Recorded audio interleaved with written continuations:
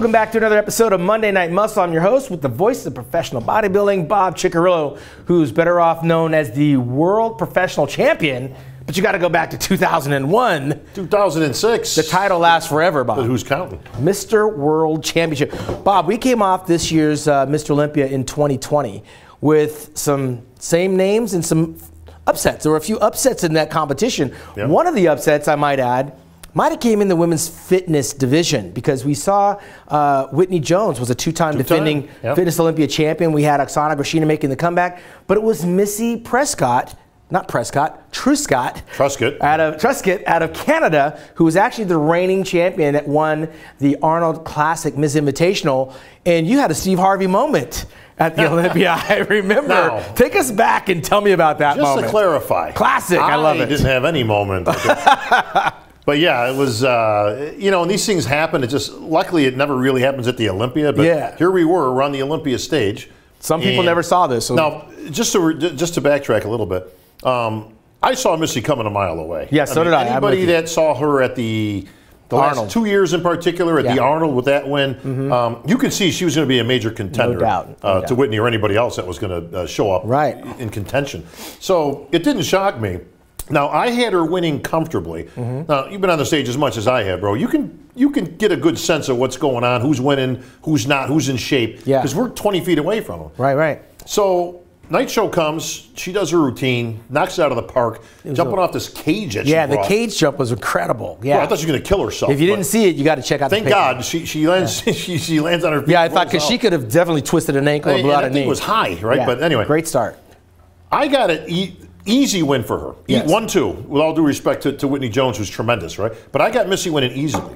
But you have the results in your hands. No, not yet. Okay. I get the results. Now, I get them fairly early, right? So we were a division before them. And I'm looking at the results. Yeah. And I'm like, okay, you know, so I got Missy's winning. And Whitney's in second, you know, so on and so forth. Okay. Tuck that away. Well, at some point, one of the production guys comes up. And he goes, hey, I got to change. It's like in between when somebody's on stage, right? And he takes the fitness paper and he puts a 1 and a 2 opposite. Flip the score. Right. It was tight. It was close. After the finals, you know, the routines. And I'm looking and I look right at him and I go, Are you really? Sure? Yeah, I've been there before. And he goes, and he kind of shrugs, like, well, it ain't me. You know, I mean, it's not my decision. Classic. And I go, you got to be kidding me. And he goes, you know, I just, you know, it's what it is, you know. And I'm like, huh. Now, because of the stage the way it is this year, it was huge, you know, 300 feet of stage, which is nice and all, except for me. You can't communicate with anyone. I got nothing. No verification. Usually I got somebody down to my right I can get to. Double check. You know, hey, you know, go check this out. Right. Because it wasn't sitting well with me. I'm like, there's no way this is going the other way. I don't see it. And then? Well, so I'm like, all right, well, I can't get to anybody. I can't verify it. So I'm just going to go with it. Yeah. Well, the only thing that saves my ass. Did you announce her second or Oksana first? No. So I didn't do it traditional Olympia style because all the girls were on stage. Yeah, so that's one of the classes where all the classes out there. So you have to call second. Thank God. Because if I had done Olympia style, it'd only been them two winners. Yeah, then you would announce the winner, right? Like a complete idiot. Not that I didn't look like one here, but So, and I announced in second place, and the second I announce it, I was in the back, Bob. I was like, what? I could hear the crowd, like, you know, with that murmuring kind of, you know, like, what the hell, you know? And Missy starts to go out, and I'm thinking, just as she starts to walk, Tyler's right backstage. Yeah. He comes out, and I have to be vice president. And next to me, and he goes, that ain't right, bro. And I'm like, and I'm looking at him, he goes, that ain't right. And I'm like, but she got the award. Now I know it was proper the first way. Somehow there was a miscommunication between the judges and the scorekeeper. Right. And it got flip-flopped. Which you don't want to have. Listen, it happens every once in a while. Yes, it does. Again, just usually not at this level. But did they take the award off of Oksana? Well, was Oksana presented? It didn't really get that far because I kind of stopped. You just announced Missy in second. I announced Missy in second, which obviously would have meant that Oksana won. Oksana was going to win. Yeah. And like I say, she didn't even get to the middle yet. Before I was like, hang on, good folks. move. You know what? We got to verify that. You know, I came up with some crap. You know, it was a great save, but for me, it was just one of those moments where I was like, I'm so glad it was Bob and not me. That was classic, but you handled it like a professional. Well, you know, I made some jokes about, you know, listen, what are you going to do at that point? You're going to just kind of try to save it. You know, listen, mistakes happen. Again, it was a simple. Now, for everybody who wants to know, whose fault was it?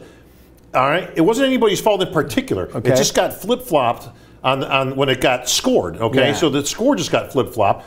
But it wasn't for the whole production score. manager comes out. No, it was just for 1 and 2. Right. And he saw that and said, hey, we got to change. All right. It's not. It's, by the way, it's not unusual. No Tom Jones joke. Yeah, it's not unusual. It's not unusual for us to get changes at the night show. This happens quite often, and it did happen in one of the other categories. Well, I mean, I just wanted to point that moment out because it was a historic moment. I mean, she took the title away from a 2-time defending champion, which we rarely actually see done. Not only that, but she beat the comeback of 4-time Fitness Olympia, Oksana Grashina. So that was her night, man. That was Missy stood out and was a champion among champions in that category. But there was another one that a lot of people were scratching their head, but also were standing up and cheering, and that was the one in the women's physique division with Shanique Grant and Sarah. So here you have Sarah, who was second a year ago to Shanique in 2019, and now she's got the opportunity to take the title, and lo and behold, she does. She actually does the unthinkable, because most people had Shanique hands down as the winner for the next 5-6 years, and Sarah took the title off her. Shanique did what I call a Vince Taylor. Yeah. Vince Taylor, as you know, lost against Don Youngblood. Don Young, 2001. Back in 2001. Now, Vince is a mile ahead of Don. 5-time Masters champion, yes. 5-time Masters, one of the best of all time. Actually held the record for most victories as a pro for years. And was a former NPC national champion. Until Ronnie, I think, beat that record. And then, of course, consequently, Dexter beating that one. Correct. But the bottom line is Shanique is such a better bodybuilder. We use bodybuilder for everything, genetically and all that she would have had to have come in off for anybody to have beaten her, really, unless you just somebody was equal to her in that respect. Right. And she does. She comes in a little off for whatever reason. Again, she was a little bit soft. I could barely see it. Beautiful body, obviously, but listen, that doesn't go away whether you're off or not. Right. But Sarah Villegas, I think she made gains from the year before that we could see. Came so on that you couldn't deny her, just like Don Youngblood. Listen, Don was not a great bodybuilder. Genetically not very good. No, Vince was miles ahead of him. But he was conditioned. He was so conditioned and so on, and Vince was off you had to make the call. Yeah. By the way, big props to the judges for making that call, because that was for a tough years, one. We saw the incumbent winning on many of those. Oh yeah, I was a victim of it. Absolutely, yeah. Where they just went with the winner. You know, well, he's the champ. You know, they did the right thing here. Listen, you don't have to knock out the champ. I hate that saying in bodybuilding. No, you just have to beat him. You got to beat him by 1 point. That's it. Right? That's how it should always be. So Sarah Villegas goes out there. Yeah. I mean, now you're starting to see some of the pictures. Yeah, it's a great time to be an athlete. She's ripped. Yeah. But I mean, cleanly ripped. She's not ripped and grainy looking. You don't ever want that. No, it matched the progress of her physique. She's got such clean lines and separation. Yes. Beautiful physique, beautiful presentation. Right. She went out there like a champ, man. And I tell you what, at the end of the day, now, that in itself was an upset. What followed, I don't think any of us saw coming. Next thing you know, via Instagram, Shanique Grant's done. That's it. Retired. She walks off into the sunset. Now, is that the mark of a sore loser, or is that the changing of a guard? And she recognizes that, look, I'm killing myself to do this, and this girl just made these gains. I'm done. Was that an emotional decision, or will she change her mind down the road? I got a few ideas on that. We're going to explore that. She's young. Because this gets into the psychology of bodybuilding. How old is she? She's under 30, right? Yeah, she's like 20-something. Yeah, she's got plenty of time. That gets into the psychology of bodybuilding, which we are masters at. Yeah, absolutely. We're going to tackle that right after these messages. Joe Weider's Olympia here in Orlando, Florida. A little bit strange coming out of Las Vegas for all of those years. Good evening, and welcome to the event that nearly never happened.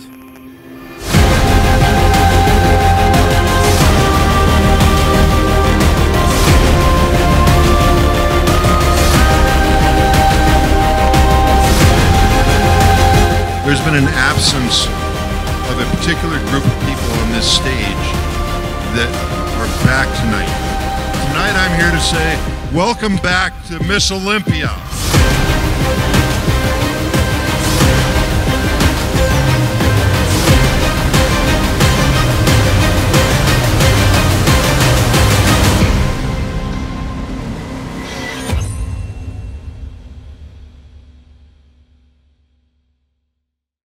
All right, Sean, the psychology of bodybuilding. Now, everybody wants to know. Shanique Grant, just a week after the Olympia, pretty much, says, I'm all done. Sound emotional to me. Thank you. Good night, everybody. Yeah, too soon to make that decision, I think. Well, this is what hurts her, because if it's a decision you want to make for whatever reasons, okay? Don't you make that on the stage?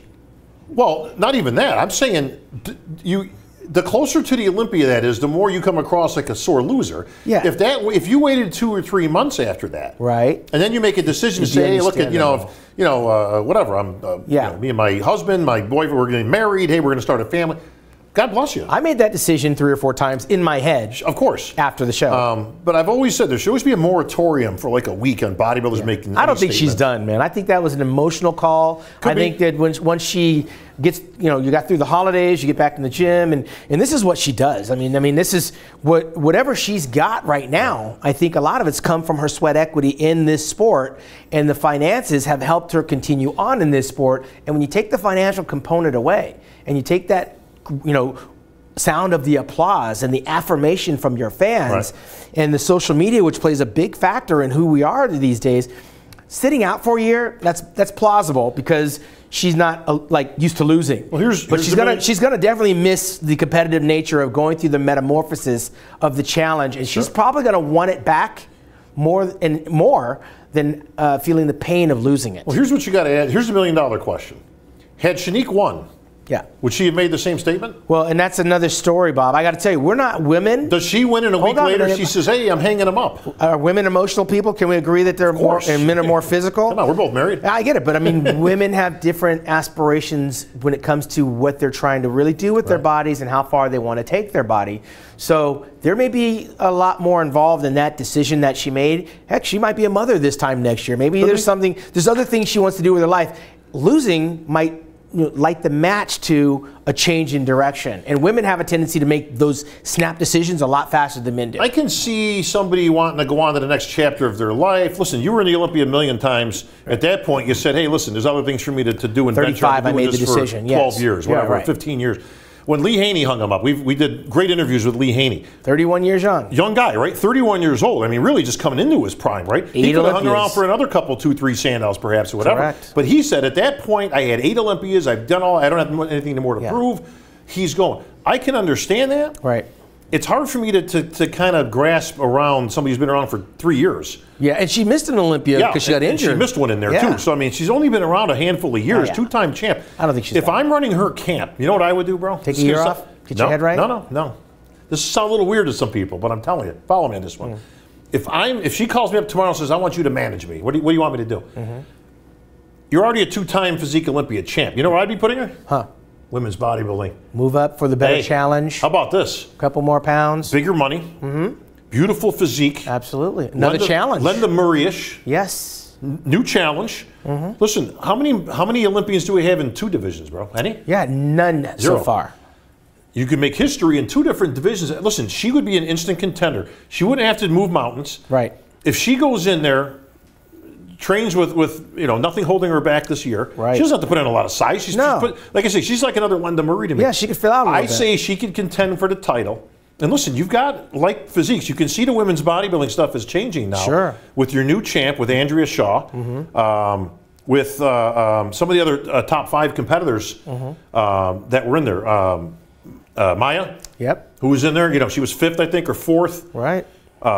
She looked fantastic, but again, a little more slender physique, very well put together. Margie Manzo, marvelous Margie. Some of them, I don't know how long they're going to be around. A lot of those competitors are veteran competitors, and they've been around for a little while. Be a great challenge. You can see a little changing in the guard, but how cool would it be to see Shanique Grant throw her hat in the bodybuilding? She actually has a lot of choices on the table because she could make that decision to go big, or make the decision to come back. And there's not a whole lot she has to do. Listen, missing your peak is nothing to be shameful of. Heck, it could be a matter of hours in terms of how you come off and miss your peak. And definitely she can regain it. And she'll be older and more mature. The question is mentally.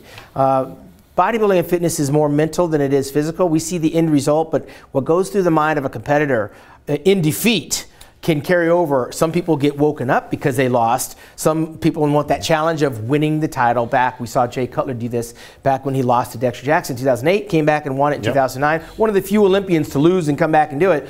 I don't think we've seen the last of her because she's way too young. But she's got options and some challenges. And as you were talking about a 2-time Olympia competitor, this is the advice I had for Breon Ansley. I don't think he's taking it right now, but I think he's a guy that moves out of the classic physique into the 212 category and would fare very well. Another 10 pounds on his frame. He's standing there with Sean Clarita giving him the business. Yeah. But you know what he wants? He wants to recapture that classic physique title. And Terrence Ruffin, Chris Bumstead, they're not going anywhere anytime soon. No. But the challenge in the 212 against a guy like Sean Clarita, that would get the audience excited. I got to be honest. I can appreciate Breon for what he brought to the table. I think he obviously did very good. He's maxed out in that division. Yeah. He looks more like a 212 guy to me. Absolutely. And I think the division now has progressed a little bit, kind of like we saw years ago with Mark Anthony. He got 2 titles out of that division. Listen, Mark Anthony was a great champ when men's physique first got in there and all that. But you could literally see it change as he went through his career. Jeremy Buendias you could see all these other physiques coming in there, and it kind of changed, and the dynamic. It seeks its level. Right. Nothing against Breon in that. I would love to see him go to the 212. Terrence Ruffin placing ahead of him was nothing to be ashamed about. He could probably do it again. Yes, he's got future. There might be another Terrence Ruffin coming out of the woodwork. We never saw him coming in this division. Breon's done as much as he can do for the time and what he's brought to the table for his physique. He's got to let the floodgates open. And you know, we're missing because if you throw in, was it Keelan Pearson that was coming out of it? I mean, it could be a convoluted area, but I would like to see Breon move into that. But that brings us to Chris Bumstead, the champion. 2 classic physique titles. He held off all the challengers. I don't think it was close. I think he won that thing walking away. And I think, again, until he's presented with another challenge, he may be a guy that can be a three-peat. Did you see we're all seeing pictures now post-show. Yes. Did you see somebody put a comparison shot of Bumstead? Yeah. Against himself. It was like a back double bicep. Did you see the progress? The progress. Oh, my God, bro. And yeah. I mean, it's like, whoa. Some people look at the pictures, but when you're there in person, it's a different look, too. I thought he was great, obviously, and I thought he should have beaten Breon the year before. Yeah. Okay, when Breon beat him. Now you see that and you go, wow. Now, that is hard to do when you got a weight limit, which all those guys do. In classic physique, they've got a height and a weight limit. They've got, obviously your height ain't going anywhere. Yeah. But your weight, listen, if you're at the top of the key, you're kind of maxed out. But he made huge progress, and he's not slowing down anytime. You know what this reminds me of? I saw Bumstead go in there to a gym and take pictures next to Big Ramy. Remember when we saw Gary Stridham and Lee Haney side by side before like the '88 Olympia, I believe it was? And we thought, wow, someone can stand next to Lee Haney. I mean, the delts on Stridham and the pecs. I saw Big Ramy standing with Bumstead after the Mr. Olympia, and I thought, that would be interesting. If Bumstead decided, you know what, I've had it with Classic, I'm going to put a little bit of weight on my body, and I'm going to go in the open. Would it translate? Because he's got the beautiful lines, and another 10, 15 pounds on Bumstead, and he's got a very classic Olympian bodybuilding type physique. Very DeMay. He's got some, I think he's got better opportunities than Reagan Grimes. It didn't transfer for him, right? When Reagan came into that open Olympia, you saw he needed a lot more muscle mass. It just wasn't able to transfer. What you saw was Bumstead, listen, everybody would have thought initially, this is going to be kind of funny, right? Yeah. Going to put Bumstead next to Big Ramy. He looked like he held his own. Listen, he held his own, right? It's not like he's dwarfed. No. Listen, Bumstead's a big kid. He's 6'1". Yeah. Okay, so he's tall, and he's got wide shoulders. He's got beautiful structure. That's why he won, obviously. And he ate after the Olympia, so he's swelled up. You can see, now, I don't know where his weight's at. He obviously had a few pounds that he could go up in the class, but probably not much.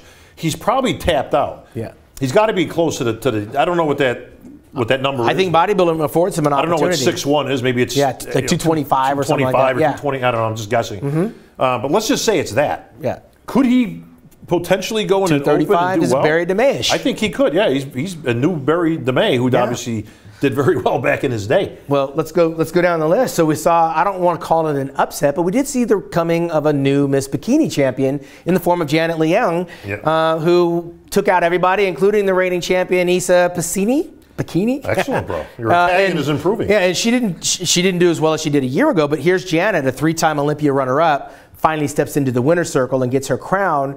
And that was not an arguable moment. I don't think there were very many people trying to argue in the audience that it was undeserving. As a matter of fact, I think she probably got a resounding acceptance in winning that title. Anybody who's been watching Bikini, I love Janet. She's been coming up for a while. She's absolutely gorgeous. I've known her for years personally. Great person, inside and out. I thought she should have won every show she's ever gone in. Yeah, right. Like she's that good, you know. Yeah. But listen, it's the Olympia. We all get it, okay? It shocked nobody that she won because I think a lot of people had her winning last year against Issa. Yeah. What was more shocking was that Issa didn't place in the top 5. Yeah, and that's why I said that division's competitive. She made changes to her physique that were not obviously rewarded by the judging panel. Right. She was a little bit more muscular, and Sandy is it's Sandy Williamson, our head judge. She's very tight on that kind of stuff. If she starts seeing too much muscle, she'll peg you. Listen, and they did. They took her right out of the top 5. But I can tell you that division, like you got 5 girls, it can rotate every single year. You had Janet, you had Attila. Attila, yeah. You had Jennifer Dory. Yes, very competitive. I mean, these girls were Angelica Teixeira. Angelica, another returning Olympian. Angelica, right? She was what, 4th, I think. Yeah, and I don't think Ashley didn't make the top 6, did she? Ashley Cotwasser. She's won it a few times. No. Bikini's very competitive. She didn't make top 5. She might have been 6 or 7. I'll tell you, the bikini is a very competitive division where you can literally have a different champion every year and not have an argument over who the winner is. Janet looked great, well deserved. Probably should have had a few of these titles under her belt, but she's there now. I'm interested to see what Issa's going to do now next year. Does she go back to what got her there? Yeah, I mean, the bikini changes that they have to make from one show to the next is always a little bit more minor than a bodybuilder. It's like going back to the drawing board. She may just have a few dietary things that she's got to deal with. Well, we're going to continue now with our rundown because we've got some great Olympians still to cover. We're going to get right to that in just a few moments. People always ask how I got here. I was willing to work just a little harder than everyone else. Every damn day. If I can have hundreds of hours back, you know I'm gonna grab them. Spending hours prepping chicken, rice, and vegetables, F that. I rely on perfect nutrition. I rely on trifecta. All right, Sean, continuing on with our Olympia review of our winners, losers, and people of interest. Well, I got to tell you, the 2020 Olympia was an interesting read because in the figure, a little vitamin C. We were talking about Latoria Watts coming in because she's got a couple titles to her credit, but here, I mean, Sid Gillen. I mean, is she the trophy that they hand out or what? Pretty much. I mean, listen, if there was a wipeout in the weekend, it was that. No question about it. Straight ones across the board, and I didn't even see the. Is it the 3rd one that she's won now? I believe it's her 3rd title there. I think Olympia. She had 3. I think this was 4. Yeah. So, well, you follow it a little closer than I do, but man, I got to tell you, no, she's amazing. Now we were talking about earlier in regards to Shanique and what her plans are. Now Cindy Gillen's got 4 of these in the can. Yeah. Nobody was even close. I mean, the other girls gave a good fight, but they weren't close. Remember Natalia Coelho? She's in there. She was getting knocked because she was a little bit harder, right, in the women's physique. We're talking figure. Natalia was in figure. Yeah. Oh, she was? And then she moved into women's physique. That's why I'm confused. And she did fantastic. Yeah, but as we're talking about people that can go from one class division to the other, right. Now, Cindy Gillen's never going to go to any other division. Okay? No, this is her division. But now she's getting married this year. And we're having a little bit of fun with that because she's going to have the hyphenated name, which you and I always like on stage because these things are always changing. How many names do you need? But go ahead. I don't know. 2. We have a 2-name limit. She's Sid, man. She's Sid, and she's the champ. Yeah. Now, if she made a conscious call at this point to move on, hey, I've won 4, I'm good, nobody would ever question. Nobody would. It's easy to go out when you win because everybody knows, well, there's certainly no sour grapes. I mean, these people they're looking to move on, right? Absolutely. I mean, that's why it's a difference between when you're going to make that announcement, whether you won or lost at that show. And these guys are so young, it's hard to even talk about retiring after you lose. I know, even talking about what your plans are for the following year within a week's time of the Olympia is the wrong time. You're in the wrong headspace in victory and defeat. Like, detox a little bit, get back to normal, go through the holidays. Sid can actually win that contest for as long as she's in it, as far as I'm concerned. She's got all the goods. Yeah. How about Brandon Hendrickson from New York in the men's physique division? This was I remember I witnessed him win over in China. I think he won over in Hawaii.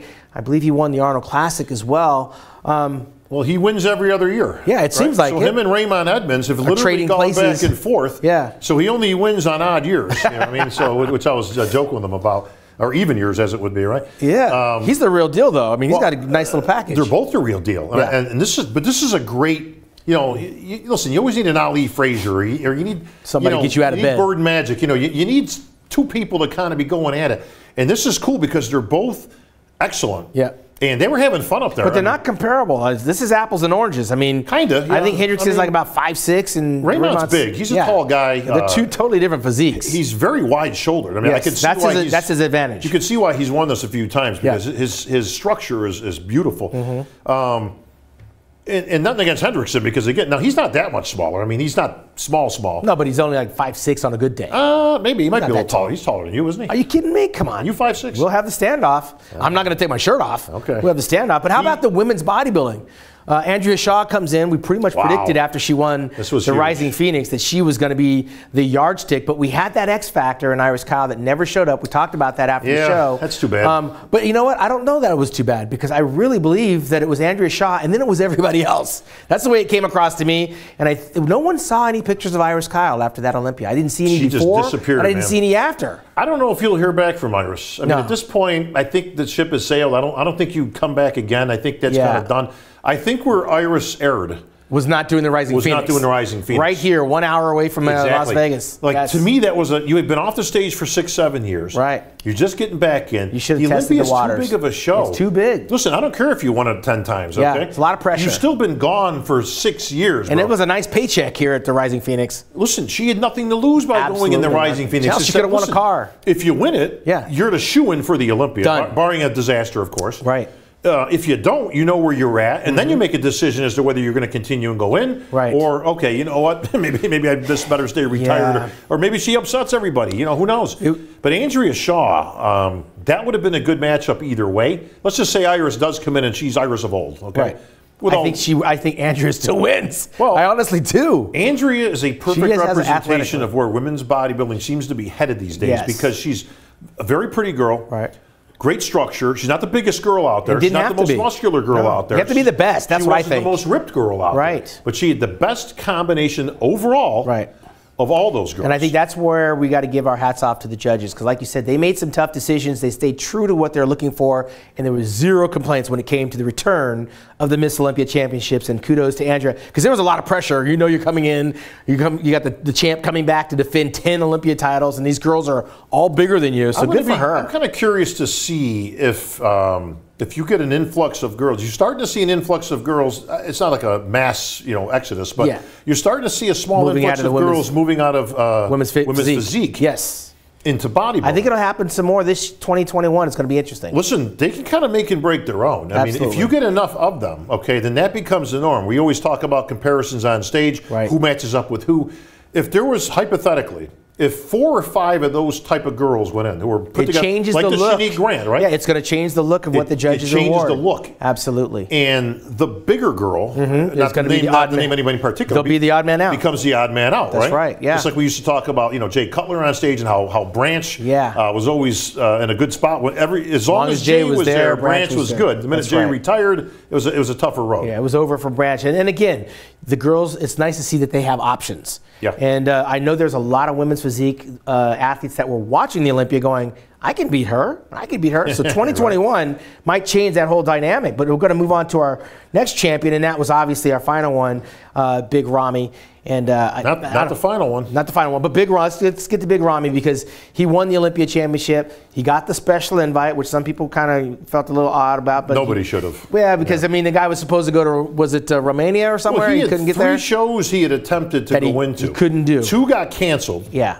Certainly not to his fault. And then the 3rd one, he got COVID. Yeah. And he couldn't compete. Now, again, was Ramy a guy that you're just giving him a free pass? No, the guy's a top Olympian. Yeah, but I also believe like Brandon and even William Bonac, for that matter, had beaten him in March. Yeah. And even Dexter had beaten him a few times. I don't think the guys were that resistant to letting him in until he showed up. Well, listen, you still got to beat the man, right? I mean, listen, the invite's there for a reason. It's reserved for special circumstances. I think this one qualified. Yeah. We've talked about this before in other segments. I'm not big on doing that every year, even. Listen, we've gone years without one, and then there's one here, and then there, Kevin the other year when he wanted to make his comeback. Yeah, Lavroni, no phony baloney. Well, we got to give props where props are due. Rich Gaspari, the Dragon Slayer, he was my co-host for the pay-per-view, and he called it out of the box. He's like, look, this guy is the first one in his pose, the last one out of his pose. Come to find out later on, he worked very hard with Dennis James on the posing, which I've always thought was an area that he needed to work on, and now that he did it, it was like the polish that he was missing all those years. Well, with all due respect to Chad, who I know also worked with him,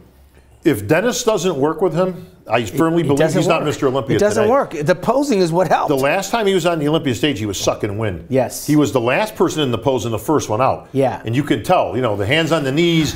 But when you're laboring that hard, it changes your body. It does. This is when you see the sweat break out, Sweat Sean. comes out. You know, we color talk runs. about you and guys in your era. Right. And what you've seen is a lot of guys had polish. A lot of guys could stand there and hit shots. And, you know, Lee Labrada was a master at this. Didn't sweat He could hit all. a pose with a smile. Yeah, with a smile and not breathing anything. hard. And was breathing in the chest and not the stomach. You see most muscular shots of Lee, he's got a smile on his face. Yeah. When you can compose yourself, hold a pose, hit the pose, not be shaking when you're hit, you know, I used to joke in some of my Bobservations columns and stuff. You know, that the harder you hit a pose, the more it looks the same. Yeah, and that's like Paul Dillette had that problem. He was hitting it so hard that it was shaking like an earthquake. It's not like it gets bigger, like the harder you hit. This is just a mental thing. And they also hold their breath sometimes when they pose, which is a huge mistake to do. So him practicing that posing put him in a place of opportunity and ultimately a victory. But that's going to beg the question going into 2021. Listen, we could see the return of Sean Roden in 2021. We can also see the comeback again of Phil Heath. He has not announced that he's retiring. I want to get into that because we've got a whole bunch of hypotheticals for this season. Yes. But we can't miss Sean Clarita. Well, yeah, you're going to change divisions on me. I'm staying. Let me stay in the open. We'll get to the. You want to stay in open? Stay in the open because look, if Sean Roden handles his little court stuff, and somehow or another he winds up back up on stage, he doesn't need a special invite. Mr. Olympia has a lifetime invitation. Now, let me ask you this now. If, hypothetically, again, if that case could be solved this year. Roden's able to take care of business and get on. Now, this should be, what, 3 years removed by the time he gets on there? Now, I don't know his exact age, but I'm going to guess he's in his mid-40s. I put him past the mid-40s. Okay. 45 plus. Is that going to make a big, like, would you think we would see what you're expecting to see, or do you think maybe that time has passed? Yeah, I think what we would see is kind of like, I think we'd see the aging process in what we saw in Lavroni and what we saw in Dexter. I think at some point, Father Time's going to catch up. Without those years of competition, it's tough. Who's come off the bench after 3 years of anything and actually busted a grape? You know, Ferrigno took 17 years off, came back at 42 years old, and he was unable to. I think he got 10th place in a lightly contested show over in Helsinki, Florida, and then they created the Masters. So that was great for him. In this scenario, Sean can come back and show some glimpses of brilliance, but the weaknesses that he had, I think were going to be even more magnified because he hasn't had the championship training. He never stopped training, but the championship training takes away the volume. And things start to go. Let's face it. Listen, there's a reason Masters look like Masters competitors. Right. The legs don't have the sweep they used to have. Midsection's a little bit wider. Yes. Some of the weaker parts seem to get a little bit weaker. If you've got weak arms, and his arms aren't the greatest, they seem to go the other way. And those are areas that you just can't build up at that age. Well, and you're not going to stand next to Big Ramy like that. So the weaknesses are like the arms, I think the thickness of the back, chest. The lower back, the chest is a little bit flat. Obviously his legs are his strength, but also they can be very smooth at times. Well, legs and abs, but again, he's had some issues with abs over the years, which he's had repaired. It looked great. But, you know, we saw it with Phil, you know, who did a great job coming back. And, again, that shouldn't be discounted because he lost. No, but, I mean, Phil could have been as low as 4th place. In a lot of people's cards, he could have been 4th. You could make a case, you know, that Hadi obviously looked tremendous. You know, but could you see some of those changes in Phil? Just a few years off the stage with Phil and another year or two older. Yeah. And you saw a little bit of difference. Now, that could be because of a lot of things. Lack of competing, like you said, throughout those couple of years. Could be some injuries we don't know. Maybe he couldn't train, like, you know, his legs were down a little bit from what they were. Or that could be age, bro. There was a switch that goes. The stomach was still an issue. Unless you're Dexter. Yeah, the stomach was still an issue. He never fixed it. Whatever he did, it didn't work. Well, he's had numerous surgeries there, and that's not going to get any better. It's not going to get better and go away. But you know, there's a switch that happens when you turn 40. It's like someone trying to hold you back when you're swimming in a swimming pool. You feel the current going one way. I mean, and to your point, and I'm racking my head as we're talking, I can't think of anybody ever who's ever come back after any absence of note. and done anything. No, this is not the sport to be making comebacks. But at the end of the day, you mentioned Sean Clarita in the 212. Right now, Sean Clarita owns that title. The only way he gets challenged, I believe, is if Breon comes up. I think we've seen the best of Kamal. He's not a young man. He'll be 50 years old in 2021. Kamal could have won this. No, but I'm saying Clarita's 36 maybe on a good day. Yeah, he's young. He's got plenty. He's got room for improvement. Listen, we can't write off. Well, he's only 177 pounds. Yeah, I know. So he's got. And I brought this up in one of our breakdowns, right? He's 177. Now he's got good cause because I usually give people shit for this.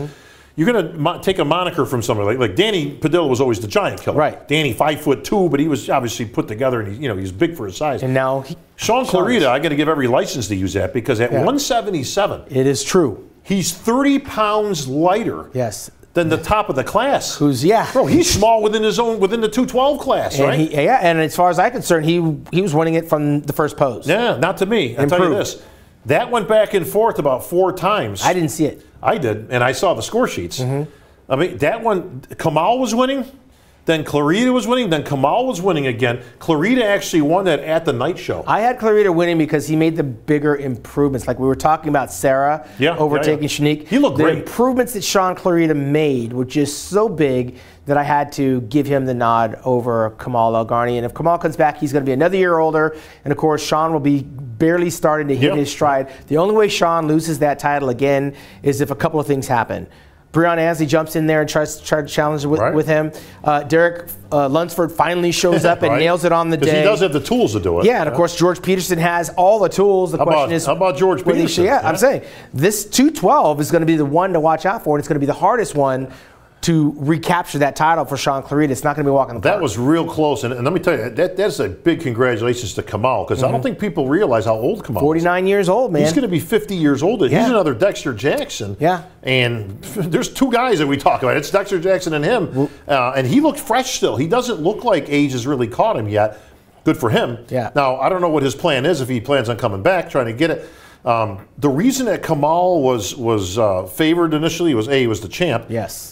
B, he is 30 pounds heavier than. And so it was a big size difference between the two, and he was in shape. Well, I can tell you, going into 2021, these are all the names that we're going to see once again. We're going to see basically the rematch and the rubber match, and these guys trying to hang on to their titles. And the question is, will they be able to hold on to them? Because we saw a few of those titles taken away right in front of us because the judges actually got it right in the year that was 2020. What does 2021 have in store for us? We've got pro qualifications for the Olympias. We may have a special invite. And do they do that in any of the other divisions, by the way, or is it just the men's open bodybuilding? No, it's open to anything, although I don't think I've ever seen one, because Olympians are qualified for life. Right. So when you see an Oksana come back or somebody of that nature, they have every right to go in. They literally have to request it. Yeah. Unless there was something really strange, they would grant that. Well, we've seen some strange things in 2020. Hopefully 2021 starts to normalize itself out. But we're at the top of the year, so there's going to be a whole lot more news and information coming our way as these athletes qualify for the 2021 Mr. Olympia Championships. That date has yet to be seen. I know I heard rumor